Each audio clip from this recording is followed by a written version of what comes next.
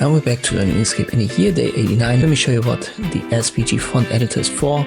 It's not really a beginner topic, so I'm just going to go over the basic functionality. You don't really need it, and the reason why is it has become obsolete in most cases, so it's more like a relic of earlier days, and nowadays it's largely obsolete. And that's because in earlier days, fonts were actually stored as SVGs, and then you could use them, for example, in a program like Inkscape and adjust them here. But nowadays, even SVG fonts are usually stored as OpenType. So when you install a new font, I'm going to show you that in one of the following videos. It's mostly ODF, so an OpenType, or TTF, which is TrueType, and the SVG format isn't really used anymore for fonts. But we still have it here, therefore I wanted to cover at least the basics. But once again, if you're a beginner, you can basically skip this part because it's not really useful nowadays anymore. And it's very, very rare that you encounter an old font that's just stored as an SVG file.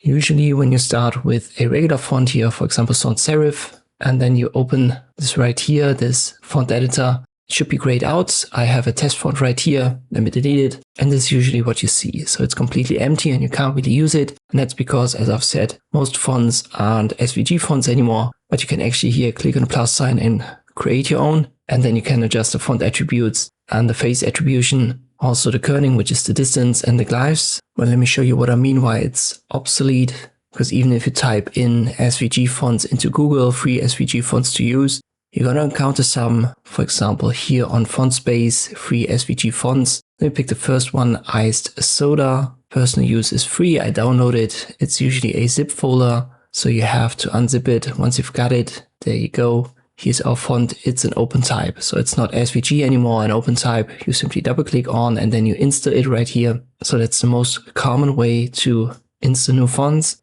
Once again, I'm going to go over that in detail in one of the next videos. And if we use that now here, let's say on this text element, it was called Iced Soda. You can see we have it, and still it's not something that we can adjust here using the SVG font editor because it's not really an SVG anymore. It has this OpenType, this OTF file. I've prepared a test SVG font right here. Let me simply import it.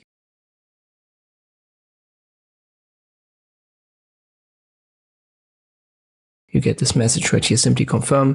And now we actually have it right there. So this would be an SVG font. And now it's not grayed out anymore and you could adjust that. Let's go back. If you're unsure if your font is SVG or not, always check the type. You can do that under the properties of your files. Here in my case, SVG fonts are open directly in my browser. Therefore it's a Brave HTML document. But if you right click, go to properties, here data type, it says .svg. And this would be a font that you could use with the SVG editor. But this one right here that we've downloaded, the Iced Soda, this is actually an ODF. As I've said, it's OpenType. So once again, it's an old feature. I still wanted to cover it. So just in case you were wondering what this is for. I hope this video was helpful. Thank you for watching, and I'll see you next time.